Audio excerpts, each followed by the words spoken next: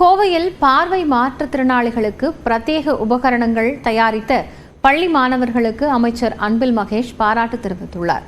கோவையில் அமைச்சர் அன்பில் மகேஷ் தலைமையில் அனைத்து முதன்மை கல்வி அலுவலர்களின் ஆய்வுக் கூட்டம் நடைபெற்றது. இதில் மாணவர்களின் கற்றல் திறனை மேம்படுத்துவது, பொதுத் தேர்வுக்கு உளவியல் ரீதியாக தயார்படுத்துவது, திருச்சியில் நடைபெறவுள்ள சாரண சாரணியர் இயக்கத்திற்கான ஜாம்புரி நிகழ்ச்சி ஏற்பாடுகள் உள்ளிட்டவை தொடர்பான ஆலோசனைகள் நடைபெற்றன.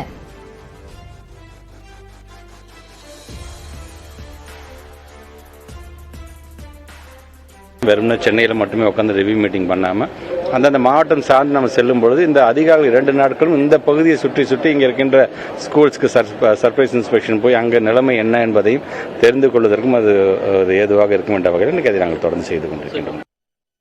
முன்னதாக பார்வை மாற்றுத்திறனாளிகளுக்காக பிரத்யேக உபகரணங்களை கண்டுபிடித்த கோவை மாவட்டம் அரசூர் பள்ளி மாணவர்களை அழைத்து அமைச்சர் அன்பில் மகேஷ் பாராட்டினார்.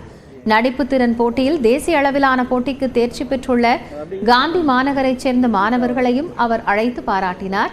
இதுபோன்ற பாராட்டுகள் தங்களுக்கு உத்வேகம் அளிப்பதாக மாணவர்கள் மகிழ்ச்சி தெரிவித்தனர்.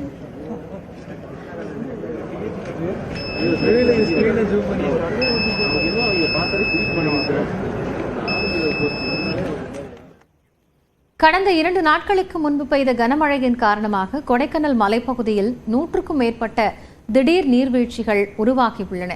கொடைக்கானல் மலைப்பகுதிகளில் தொடர் மழையின் காரணமாக நீர்நிலைகளுக்கு செல்லும் ஓடைகள், அருவிகள், நீர்வீழ்ச்சிகள் என அனைத்திலும் நீர்வரத்து அதிகரித்துள்ளது.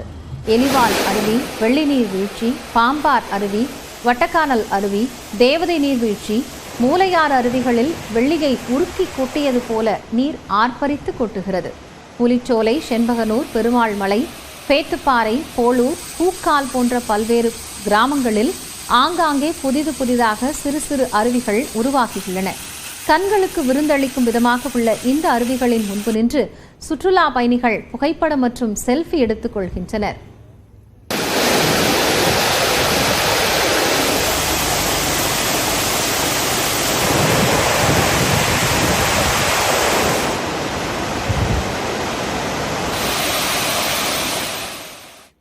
தொடர்ந்து எக்ஸ்பிரஸ் 8 செய்திகளை பார்க்கலாம். தேசிய நெடுஞ்சாலை போன்று தமிழ்நாடு நெடுஞ்சாலை ஆணையம் அமைப்பதற்கான சட்ட மசோதாவுக்கு ஆளுநர் RN ரவி ஒப்புதல் அளித்துள்ளார்.